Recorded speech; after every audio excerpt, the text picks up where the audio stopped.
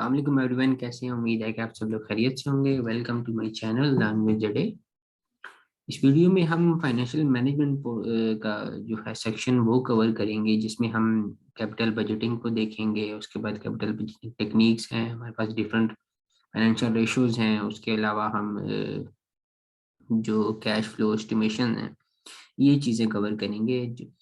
अच्छा, हम इसमें ये चीज़ें कवर करेंगे। इसके अलावा जो हमने बाकी जो लेक्चर हमने कवर किए हैं बिजनेस एंड सेशन के, जो ऑप्शनल सब्जेक्ट है, इसके टॉपिक्स थे हमारे पास थे। मार्केटिंग का टॉपिक था, एचआर ह्यूमन रिसोर्स मैनेजमेंट का टॉपिक था, सप्लाई चेन थे, और उसके अलावा हमारे पास एक और टॉपिक था मैनेजमेंट का सेक्शन। वो हमने कवर किए थे। हमारा सिर्फ फाइनेंशियल का जो सेक्शन है वो रह गया था। इस वीडियो में हम उसको कवर करेंगे। अगर आप लोग चैनल पर न्यू हैं, आप लोगों ने पहले वाली वीडियोस नहीं देखी, चैनल को सब्सक्राइब नहीं किया हुआ था, आपसे रिक्वेस्ट है कि चैनल को सब्सक्राइब करें ताकि आप वो वाली वीडियोस भी देख सकें, तो इसके बाद जो हम वीडियो शेयर करें वो भी आप देख सकें। अच्छा, तो इस वीडियो में हम सिर्फ अभी फाइनेंशियल मैनेजमेंट का जो सेक्शन है उसकी थ्योरेटिकल पार्ट कवर करेंगे। यानी कि अब जब हम इस पे बात कर रहे हैं कैपिटल बजटिंग या कैपिटल बजटिंग टेक्निक्स है, कैपिटल बजटिंग क्यों ज़रूरी है, ये सारी हम थ्योरेटिकल चीज़ें पढ़ेंगे। इसके जो फार्मूलाज वगैरह हैं, जैसे पे बैक पीरियड का फार्मूला हो गया, एनपीवी है, या प्रॉफिटेबिलिटी इंडेक्स है, वो हम उसको एग्जाम्पल के थ्रू सॉल्व करेंगे ताकि हमें उसको क्लियरली समझ आ सके। तो उसके लिए हम इसके बाद एक और वीडियो अपलोड करेंगे जिसमें हम वो एग्जाम्पल के थ्रू देखेंगे। तो आइए स्टार्ट करते हैं थ्योरेटिकल क्वेश्चंस का। सबसे पहले है जी कैपिटल बजटिंग। कैपिटल बजटिंग क्या है? Capital budgeting is the decision process that managers use to identify those projects that are profitable and add value to the company. Capital budgeting organization use करती हैं। इसमें जो मैनेजर्स होते हैं, जिन्होंने decision करना होता है किसी भी प्रोजेक्ट को टेक ओवर करने का, या किसी भी लेवल पे ऑर्गेनाइजेशनल डिसीजन कर रहे होते हैं ताकि कंपनीज को वो ग्रो कर सकें या कंपनी को ज़्यादा प्रॉफिटेबल बना सकें। तो वो जो डिफरेंट प्रोजेक्ट्स को आइडेंटिफाई करते हैं, फिर ये देखते हैं कि हमने कौन सा प्रोजेक्ट चूज करना है जो ऑर्गेनाइजेशन के हक में बेहतर है, या जिससे हमें ज़्यादा प्रॉफिट मिलेगा। तो ये जो सारा प्रोसेस होता है डिसीजन मेकिंग का प्रोसेस, इस प्रोसेस को हम कैपिटल बजटिंग कहते हैं। अगर सिंपली कहा जाए तो capital budgeting consist of some techniques that screen out the projects for those that add value to the company. यानी कि कुछ फॉर एग्जाम्पल हमारे पास दो तीन प्रोजेक्ट्स हैं, उनमें से हमने एक प्रोजेक्ट को स्क्रीन आउट कर लेंगे, आइडेंटिफाई कर लेंगे जो हमारे लिए ज़्यादा बेहतर होगा, या कंपनी, अगर फॉर एग्जांपल हम कंपनी है तो कंपनी के लिए ज़्यादा बेहतर होगा या ज़्यादा प्रॉफिटेबल होगा, या कंपनी में के वैल्यू ऐड कर होगा, उसको सिलेक्ट कर लेंगे। तो इसको क्या कहते हैं जी? कैपिटल बजटिंग कहते हैं। उसके बाद है जी importance of capital budgeting techniques. Capital budgeting decisions define company strategic decision. हम जब प्रोजेक्ट सेलेक्ट कर रहे होते हैं तो हम लॉन्ग टर्म प्रोजेक्ट्स को सिलेक्ट कर रहे होते हैं, जिससे कंपनी को फायदा हो रहा होता है। तो जो इसी से हम जो कंपनी के जो स्ट्रेटेजिक डिसीजंस होते हैं, यानी कि लॉन्ग टर्म के जो डिसीजंस होते हैं, जब भी स्ट्रेटेजिक की बात है तो यानी कि हम लॉन्ग टर्म किसी चीज़ की बात कर रहे हैं, 5 साल, 10 साल या 15 साल। तो ये है कि कैपिटल बजटिंग डिसीजंस जो होते हैं, इससे हम ऑर्गेनाइजेशन के स्ट्रेटेजिक डिसीजंस को डिफाइन कर रहे हैं। For example, entering into new market required capital expenditure. हम जब भी अपना प्रोडक्ट किसी न्यू मार्केट में लॉन्च करना चाह रहे हैं, या किसी न्यू मार्केट को टारगेट कर रहे हैं, या न्यू कस्टमर्स को टारगेट कर रहे हैं, तो उसके लिए हमारा जो capital experience required capital expenditure होगा हमारा, तो ये भी इसमें कैपिटल बजटिंग में यार होता है। अच्छा, ये है कि उसके बाद है ये poor budgeting leads to financial. जब हमारी पुअर बजटिंग होगी, मतलब हमने उसको सही तरह से डिसीजन नहीं लिया हुआ, उसको एनालाइज नहीं किया हुआ, उसके प्रोज एंड कॉन्स नहीं देखे हुए कि कौन सा प्रोजेक्ट हमारे लिए प्रॉफिटेबल है और प्रॉफिटेबल नहीं है। तो अगर हमारी कैपिटल बजटिंग ठीक तरह से नहीं होगी, पुअर होगी, तो हमारा in the longer run financial loss होगा। इसीलिए कहते हैं कि capital budgeting techniques will help the company to become more competitive and profitable. जब हमारी टेक्निक्स को अच्छी तरह यूटिलाइज करेंगे, ठीक प्रोजेक्ट्स को हम सिलेक्ट करेंगे या ठीक जगह पे इन्वेस्ट करेंगे, तो हमें कंपेटिटिव एडवांटेज भी मिलेगा, तो हम इन लॉन्गर रन प्रॉफिटेबल भी होंगे। उसके बाद capital budgeting decisions increase share holder wealth. How? Capital budgeting decisions जो होते हैं, इससे शेयर होल्डर वेल्थ कैसे इंक्रीज होती है? जैसे देखें आप, कैपिटल बजटने के लिए कोई प्रोजेक्ट हमने चूज करना है, ठीक है। हमारे पास 3 प्रोजेक्ट हैं, हमने कैपिटल बजटिंग डिसीजन के लिए मेथड यूज किए, जो कैपिटल बजटिंग टेक्निक्स थी उनको यूज किया, ठीक है। हमने एट द एंड डिसीजन कर लिया कि हमने प्रोजेक्ट ए में इन्वेस्ट करना है, ठीक है। जब हम हमारी कैपिटल बजटिंग अच्छी हुई है, या हमने सही प्रोजेक्ट सेलेक्ट किया जो कि प्रोजेक्ट ए था, तो जब प्रोजेक्ट ए में हम इन्वेस्ट करेंगे तो हमें क्या मिलेगा, होगा in the long run profit मिलेगा, कंपनी की वैल्यू बढ़ेगी। तो शेयर होल्डर वेल्थ भी साथ ही नहीं होती, क्योंकि शेयर होल्डर वेल्थ कैसे होती है, जब कंपनी प्रॉफिटेबल होती है, जो कंपनी डिविडेंड पे करती है, तो जब डिविडेंड पे करती है तो उसमें शेयर होल्डर्स का हिस्सा होता है, क्योंकि शेयर होल्डर को जो कंपनी से रिटर्न मिल रहा होता है वो डिविडेंड की फॉर्म में मिल रहा होता है। तो इसी तरह शेयर होल्डर की वेल्थ भी इंक्रीज हो रही होती है। उसके बाद steps in capital decision process. Capital budgeting decision process के जो स्टेप्स हमारे पास, ये 4 स्टेप्स हैं। पहला है जी आइडिया जनरेशन, दूसरा है एनालाइजिंग प्रोजेक्ट प्रपोजल्स, तीसरा है जी create the firm capital budget, और लास्ट पे हमारा monitoring decisions and conducting post audit. सबसे पहले जी idea generation. Idea can come from number of sources. Idea किसी भी सोर्स के थ्रू आ रहा होता है, फॉर एग्जांपल सीनियर मैनेजमेंट और एम्प्लॉयज। जो आपकी ऑर्गेनाइजेशन में सीनियर मैनेजमेंट होती है, ठीक है, जो उनके थ्रू आपके पास आइडियाज आ रहे होते हैं कि फलाने प्रोजेक्ट में इन्वेस्ट करना चाहिए ऑर्गेनाइजेशन को, या फलाने प्रोजेक्ट में इन्वेस्ट नहीं करना चाहिए। उसके अलावा जो आपके पीयर्स होते हैं, कंपनी के डिफरेंट एम्प्लॉयज होते हैं, वो किसी लेवल का एम्प्लॉय भी हो सकता है, उसका अगर आइडिया अच्छा हो तो आप उस पर भी वर्किंग कर सकते हैं, उस पर भी कैपिटल बजटिंग डिसीजन का प्रोसेस जो है उसको अप्लाई कर सकते हैं। देख सकते हैं कि ये हमारी ऑर्गेनाइजेशन के लिए प्रॉफिटेबल है या नहीं है। तो ये है जी आइडिया जनरेशन में ये चीजें आ जाती हैं। उसके बाद ये थे analysing project proposal. Cash flow forecast should be made to determine expect profitability. अच्छा, हम कैश फ्लोज बनाते हैं जब हमने एक हमारे पास आइडिया आ गया, फिर उस प्रोजेक्ट के कैश फ्लोज बनाते हैं कि फ्यूचर कैश फ्लोज हम देख रहे होते हैं कि हमारी कैश आउटफ्लो कितनी होगी, उसके बाद हमारी ईयरली कैश इनफ्लो कितना हो रहा होगा हमें। तो ये सब एस्टिमेट कर रहे होते हैं हम इस प्रोसेस में। हम हमारे पास जो प्रपोजल्स होते हैं हम उनको एनालाइज करते हैं, और ये चीजें देख रहे होते हैं कि किसके थ्रू हमें ज्यादा प्रॉफिट मिलेगा। ठीक, थर्ड नंबर पे होता है create the firm capital budget. Firm should select the most profitable projects. जब दूसरे स्टेप पे हमारे पास for example A B C 3 projects आए थे, हमने उनके फ्यूचर कैश फ्लो फोरकास्ट किए थे, तो हमने देखा कि कौन सा प्रोजेक्ट हमें सूटेबल होगा। तो थर्ड स्टेप में हम जो प्रॉफिटेबल प्रोजेक्ट है, फॉर एग्जांपल प्रोजेक्ट ए हमारे लिए प्रॉफिटेबल था, वो हम उसको सिलेक्ट करेंगे। फोर्थ नंबर पे monitoring decisions and conducting a post audit. इसमें हम जब हमने डिसीजन कर लिया किसी भी प्रोजेक्ट को टेक ओवर करने का, तो हम जो प्रोजेक्ट को शुरू करते हैं, तो एंड मिड में या स्टार्ट के थोड़ी टाइम के बाद हम उसको एनालाइज करते हैं कि आया हमने जो प्रोजेक्ट जो टेक ओवर किया है, जो हमने डिसीजन किया था, तो क्या वो हमारे लिए प्रॉफिटेबल है या नहीं, हमें उससे फायदा हो रहा है नहीं। क्योंकि हमारा तो मेन मकसद यही है कि हम कोई भी प्रोजेक्ट टेक ओवर करें तो उससे ऑर्गेनाइजेशन के हक में प्रॉफिट आना चाहिए। तो हम इसमें ये करते हैं, मॉनिटरिंग करते हैं और ऑडिट करते हैं कि हमने जो प्रोजेक्ट सिलेक्ट किया है वो प्रॉफिटेबल है या नहीं है। उसके बाद है जी हमारे पास capital budgeting methods. Capital budgeting के डिफरेंट मेथड्स हैं हमारे पास। एक है जी NPV, net present value method. दूसरा है जी pay back period. Pay back period में हमारे पास 2 तरह के मेथड होते हैं, एक cumulative net cash flow method, और दूसरा discounted net cash flow method है। उसके बाद हमारे पास थर्ड है, इसमें है जी IRR, internal rate of return. और फोर्थ नंबर पर हमारे पास है जी प्रॉफिटेबल इंडेक्स, प्रॉफिटेबिलिटी इंडेक्स। ये 4 जो मेथड्स होते हैं हम इनको यूज करके कैपिटल बजटिंग के डिसीजंस कर रहे होते हैं। उसके बाद ये जो हमने देखे हैं इनको हम आगे डिटेल में डिस्कस करेंगे अलग अलग। अभी हम देख लेते हैं जी हमारे पास प्रोजेक्ट की कौन कौन सी टाइप्स होती हैं।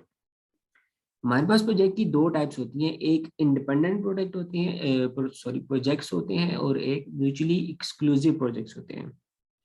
इंडिपेंडेंट प्रोजेक्ट की बात करें, an independent project is one whose acceptance और rejection is independent of the acceptance और rejection of the other projects.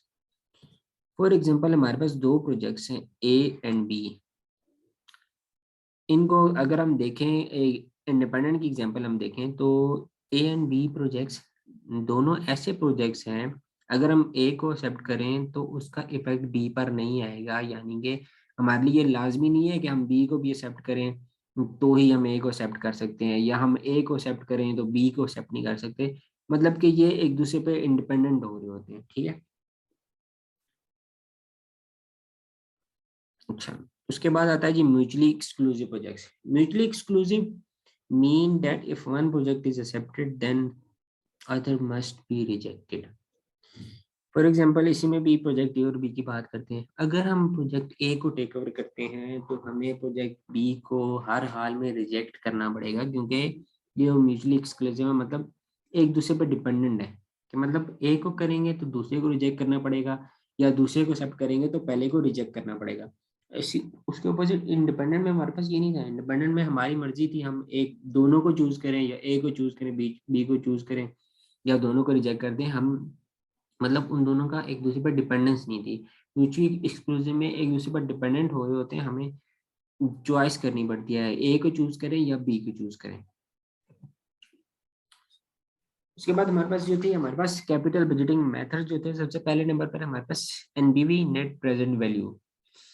एनबीवी is sum of present values of all expected gradually increasing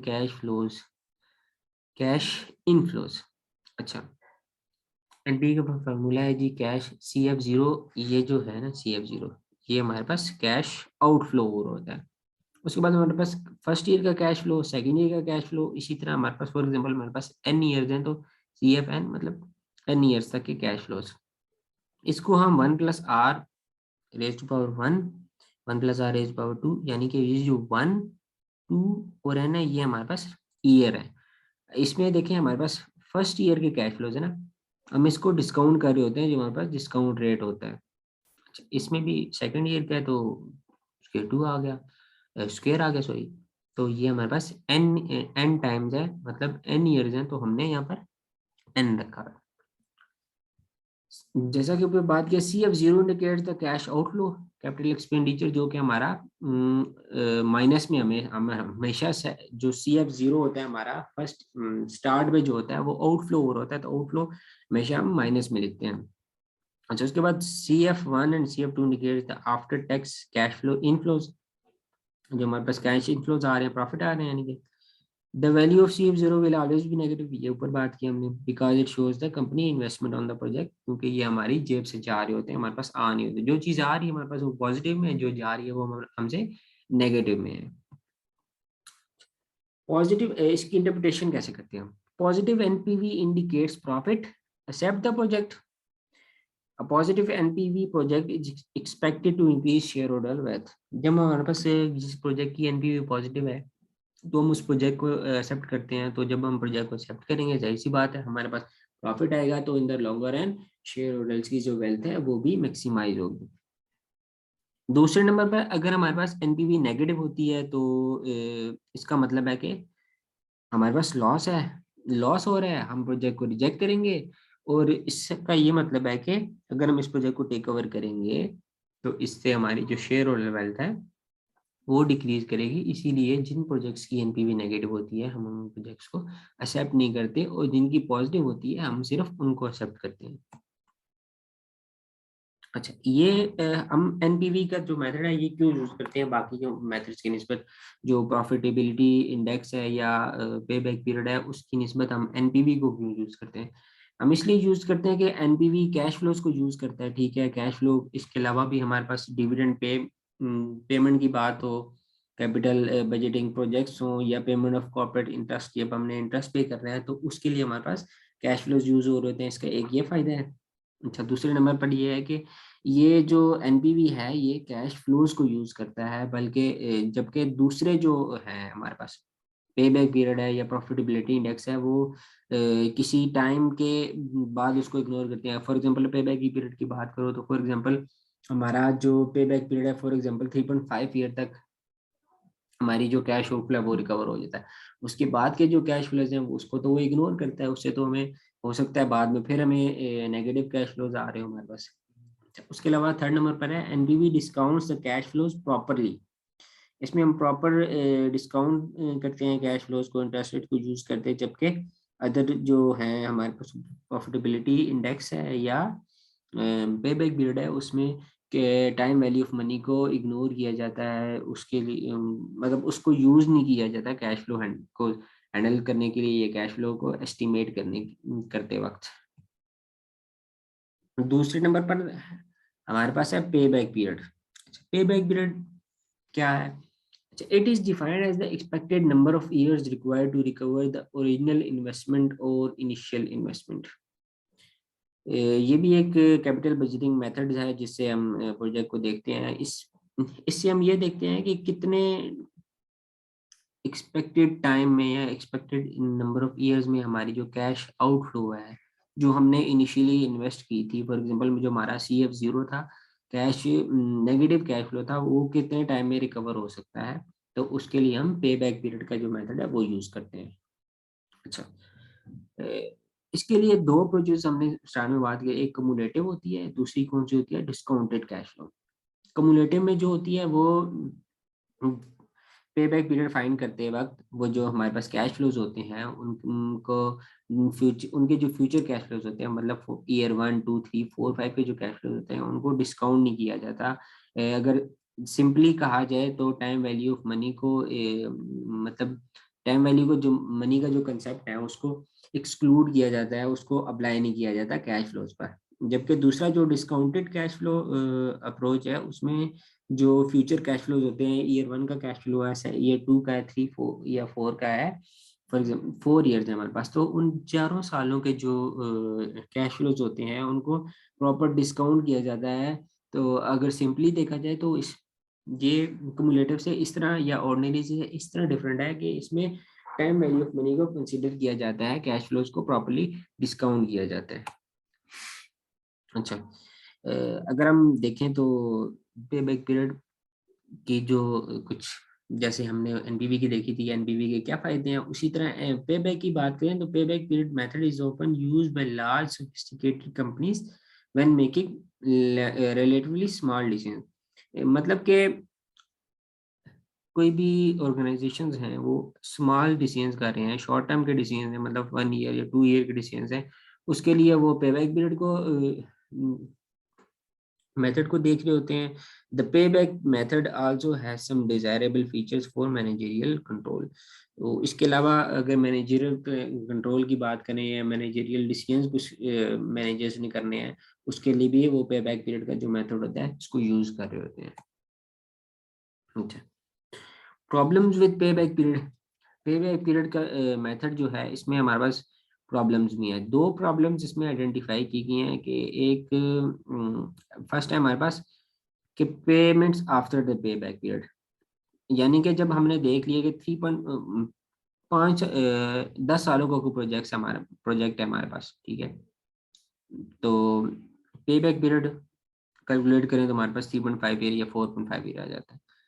तो जो उसके बाद की जो पेमेंट्स होती हैं हमारे पास, ईयर 4 की या 5 की या 6 की है, ठीक है, तो उसको तो इग्नोर कर रहे होते हैं हम। अब हमें क्या पता कि वो पॉजिटिव आ रही हैं नेगेटिव आ रही हैं, तो ये इसका ड्रॉबैक है। मतलब जो पे बैक पीरियड कैलकुलेट हो जाता है, फॉर एग्जांपल 3.5 ईयर हमारे पास कैलकुलेट हुआ था, उसके बाद की जो कैश फ्लोज हैं उसको ये इग्नोर करता है।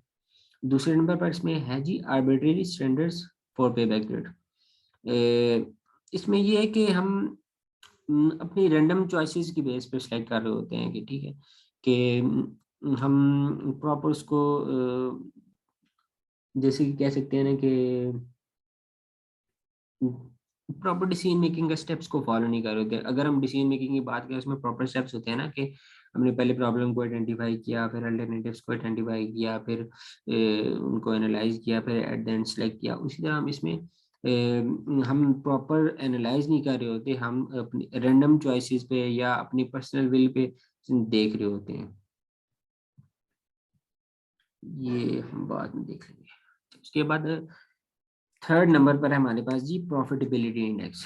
Profitability index is the present value of the project's future cash flows divided by the initial investment, present value future cash flows per dollar or rupees of initial cash flow।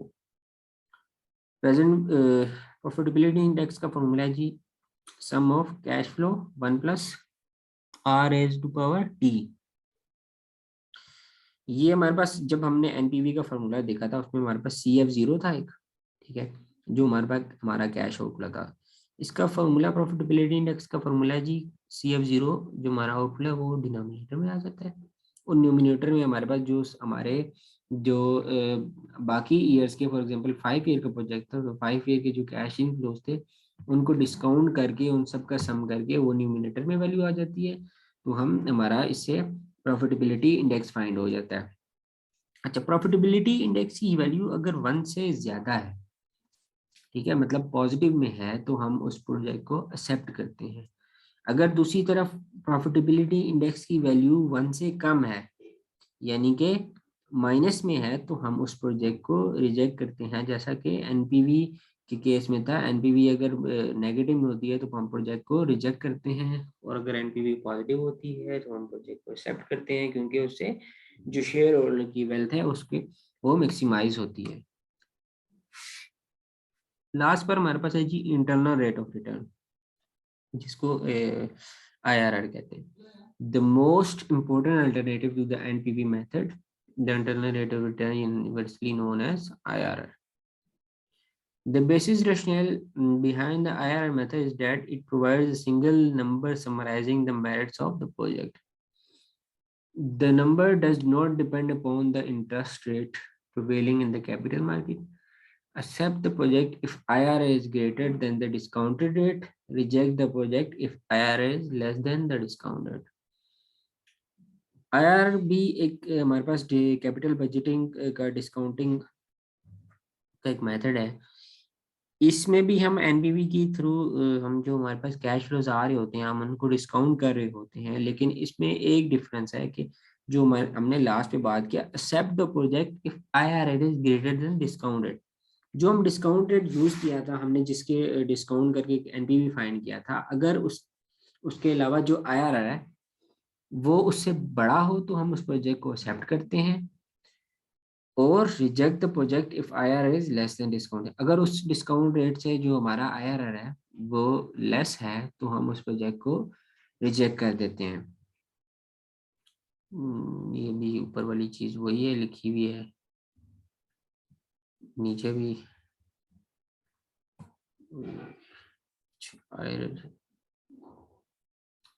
IRR generally हम calculate करते हैं trial and error में, तो इसमें हम try कर रहे होते हैं डिफरेंट जो डिस्काउंट रेट्स होते हैं हम उनको यूज करके जो होता है एनपीवी फाइंड कर रहे होते हैं, फिर उसके थ्रू फिर हमें जो बेस्ट सूटेबल होता है उसके थ्रू हम आईआरआर फाइंड कर लेते हैं। और इस आईआरआर उसके अलावा अगर आप बात करें तो फाइनेंशियल कैलकुलेटर्स होते हैं, या एक्सेल की बात करें तो एक्सेल एक्सेल में प्रॉपर एक फंक्शन है आईआरआर का, उसके थ्रू आप कैलकुलेट कर लेते हैं। ये हम बाद में इसको एग्जाम्पल के थ्रू करेंगे। ठीक है जी, ये था हमारा यहाँ तक थ्योरेटिकल पोर्शन, जिसमें कैपिटल बजटिंग को डिफाइन किया, उसकी डिफरेंट टेक्निक्स की बात की, प्रोजेक्ट्स की टाइप्स को देखा हमने। उसके बाद जो कैपिटल बजटिंग मेथड्स थे, जिसमें एक इम्पोर्टेंट हमारे पास एनपीवी है, पेबैक पीरियड है, प्रॉफिटेबिलिटी इंडेक्स, और लास्ट पर इंटरनल रेट ऑफ रिटर्न।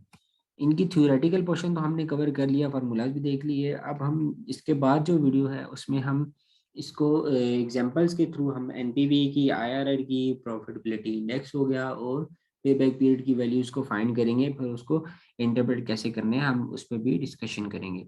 तब तक के लिए इजाज़त दीजिए। अल्लाह हाफिज़।